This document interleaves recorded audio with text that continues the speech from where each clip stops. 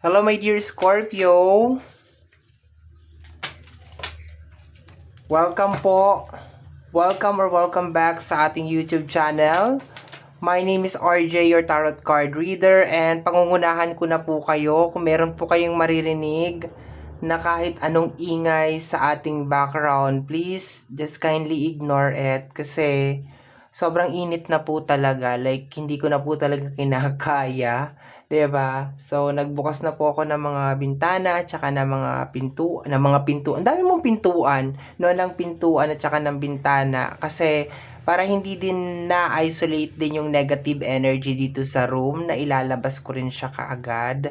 Okay, so yon. So, my dear, welcome po. Welcome back sa ating YouTube channel.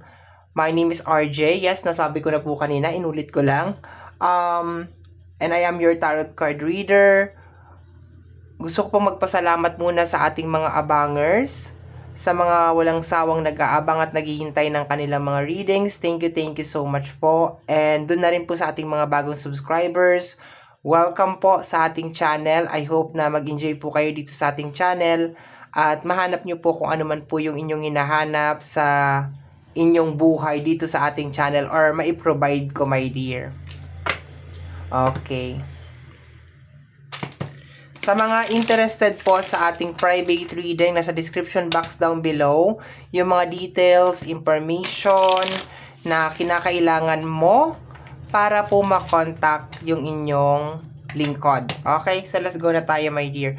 Actually, pressure talaga siya kasi maingay. Pero at the same time, kung magpo-focus lang siguro ako sa reading, naisip ko rin, bakit nga ba ako nagsasara? Ano ba ang reason kung bakit ako nagsasara? Na-stress ba ako or na ano ba ako sa ingay?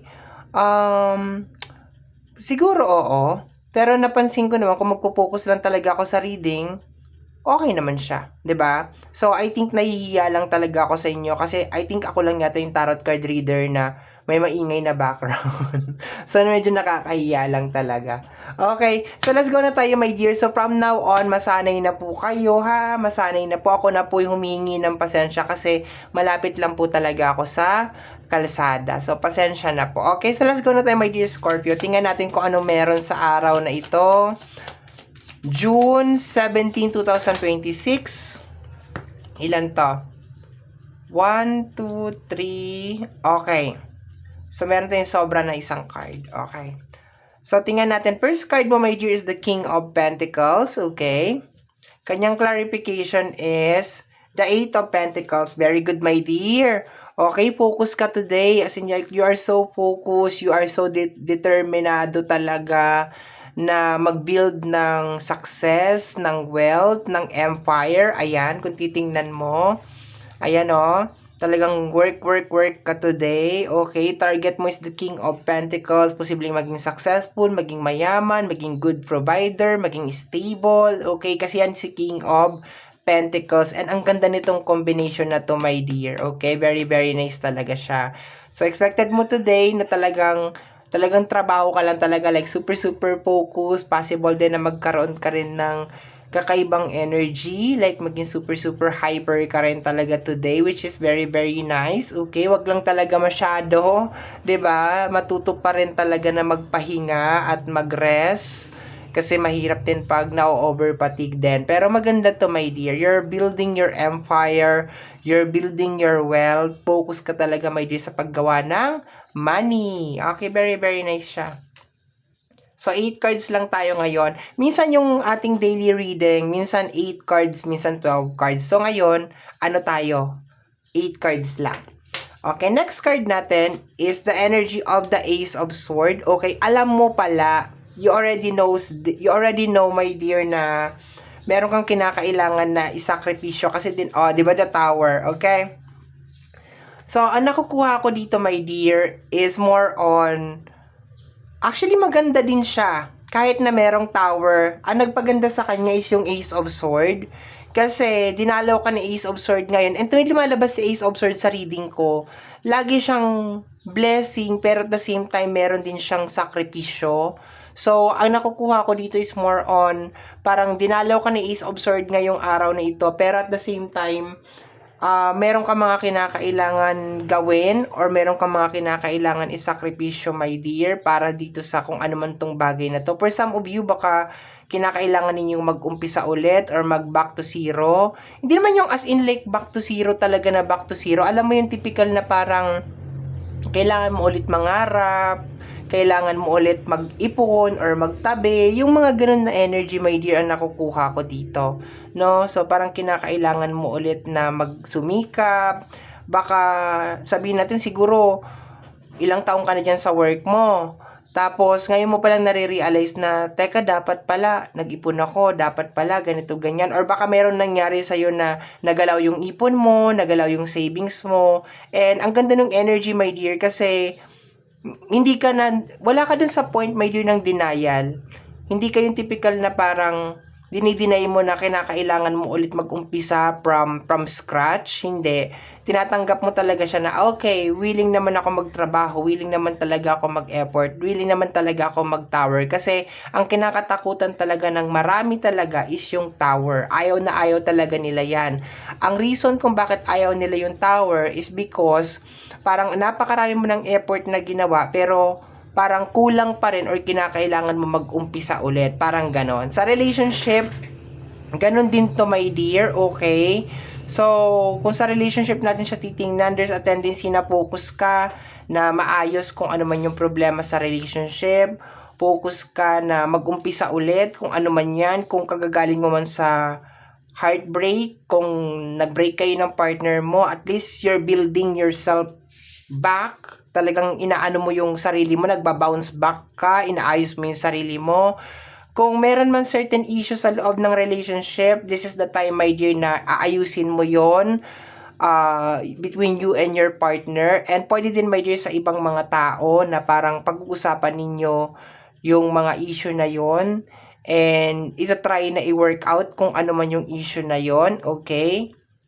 Kung sa usapin ng pera, maganda siya, my dear, kasi for some of you, baka mag-a-apply kayo ng work today. For some of you, baka magiging mas focused na kayo talaga sa work. For some of you is baka meron na kayong plano, 'di ba? Kagaya nun ang ingay, 'di ba?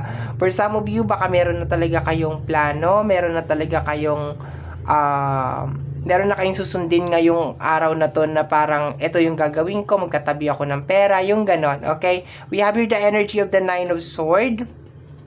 Clarify natin siya. Pero pakiramdam ko wala ka na dito sa Nine of Swords na to, kasi bakit?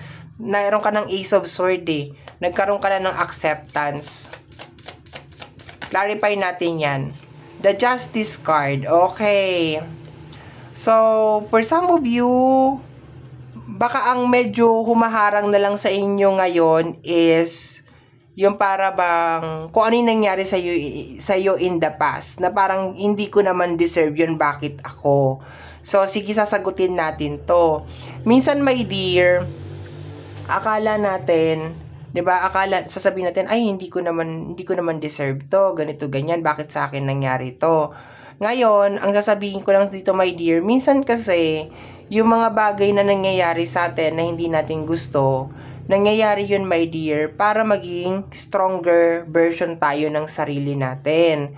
Kasi kung hindi mangyayari yon, 'di ba? Parang yung mga teacher, 'di ba? 'Di ba may OJT na tinatawag, 'di ba? So yung OJT na yon is just more on parang preparation yun sa'yo bago ka maging teacher or bago mo maabot yung profession mo na yun. So, sometimes, maski hindi natin naiintindihan, my dear, kung bakit nagkaganon, bakit nagkaganyan yung sitwasyon, so on and so forth. I think yun lang ang nagiging problema mo ngayon, my dear, which is parang siguro sinasabi ng iba sa inyo na siguro kung naging matalino lang ako sa paghawak ng pera, hindi ko siguro mangyayari yung ganito. Siguro kung hindi lang talaga ako nagmahal ng lubusan, hindi talaga siguro mangyayari yung ganun. And normal siya, my dear, hindi ko siya tatanggalin sa'yo kasi normal talaga siya na nangyayari. And I think siguro kailangan mo lang siguro ng mga, kagaya ng sinabi ko kanina, ng mga tao na mag-a-advise sa'yo na everything happened for a reason. And kung nangyari man yung isang bagay na yun, maski hindi mo siya gusto, may dahilan kung bakit nangyari yun. Hindi para parusahan ka or hindi para anuhin ka, is more on parang dito sa ibabaw ng mundo, may mga bagay na hindi natin natututunan sa school, hindi natin siya nalalaman sa eskwelahan. Karamihan or kadalasan nakukuha natin nakukuha natin sa experience. And I think yun kung bakit parang may mga bagay na nangyari sa'yo lately na hanggang ngayon tinatanong mo pa rin kung bakit siya nangyari. Pero gusto ko yung energy ng 8 of Pentacles over here, King of Pentacles at saka Ace of Swords. Kasi itong tatlong card na to, nagpapatunay ito, my dear, na tinatanggap mo naman siya. Ibig sabihin, willing ka to do the work. Willing ka ulit na mag-umpisa. Yun nga lang, syempre, dahil tao ka, siguro sumasagi, siguro sa utak mo na, bakit ako pa? Bakit sa dinami-dami ng tao? Bakit ako pa yung kinakailangan na makaranas nito? So, normal yan. It is just totally normal. Ang mahalaga is hindi ka nai-stuck, hindi ka nababalisa, hindi ka tumitigil, lumalaban ka pa rin. Yun lang, talagang from time to time talaga, my dear, mararamdaman mo talaga yung big question na yon. Bakit ako? Bakit sa dinami-dami ng tao? Ako pa, yung mga ganon, okay? Pero maganda yung energy niya kasi tuloy ka pa rin, my dear, talaga. You're building your empire ulit. Binubuo mo ulit tong tower na to. Willing ka mag-start ulit at mag-umpisa sa kung ano man yung bagay na yan, okay? We have here the energy of the Knight of Pentacles, okay? Ang Knight, medyo mabagal yan siya, my dear, okay? Siguro nagiging mas maingat ka na ngayon sa paglalabas ng pera, sa mga decision making na ginagawa mo. And I think napakalaking factor yon yung nangyari sa iyo, my dear, in the past. Sa energy ng Nine of Swords at saka ng Justice card. Kasi tingnan mo, my dear, ha, kung hindi nangyari sa iyo yung bagay na yon, siguro hanggang ngayon, dire-diretso ka pa rin dun sa ginagawa mo. So, minsan talaga, ang ating buong may kapal, or kadalasan talaga yung ating buong may kapal, talagang gumagawa siya ng taraan talaga para itigil natin yung isang bagay na ginagawa natin na hindi naman pala healthy sa atin. Okay? So, let me see, my dear. We have here the energy of the Page of Sword, okay? Emotion mo lang ngayon, my dear. Talagang sabi ko nga kanina, yung mararamdaman mo na parang hindi ko naman deserve to, yung ganyan. Pero everything is naman talaga, kontrolado mo naman talaga. Yun lang talaga, mararamdaman mo talaga yung sinabi ko kanina na parang hindi ko naman to deserve sa dinami-dami ng tao. Bakit ako? We have here the energy of the Three of Swords, okay? So may nangyayari pa rin sa'yo, my dear. No, meron pa rin talaga nangyayari deep inside you, deep inside your heart. Meron pa rin talagang nangyayari. Pero ang kagandahan lang dito is willing ka to do the work. Ibig sabihin, handa ka na ibangon yung sarili mo, ayusin yung sarili mo. Yun lang, uulitin ko ulit. Meron pa rin talagang mga times na nagtatanong ka, bakit ako? Bakit nangyari sa akin to? Bakit sa dinami-dami ng tao ako? And nasagot ko na yung kanina, my dear. Okay? I hope na makatulong yung sagot ko na yon sa'yo. Okay? So, my dear Scorpio, ito po ang nasagap natin na message, pati ingay sa labas. Naririnig nyo ba? Hindi ko na i-edit kasi to, diretso ko na siya upload para hindi ako magka-anxiety. Okay? So, kung naririnig po ninyo, pasensya na po ha. Pasensya na po. I'm very, very, very, very sorry po talaga. Okay? So, my dear, yan po yung nasagap natin na message energy para sa araw na ito, June 17, 2026. I hope na nakatulong. I hope na nagustuhan ninyo. And pasensya na po ulit sa noise. Bye-bye. Thank you, thank you.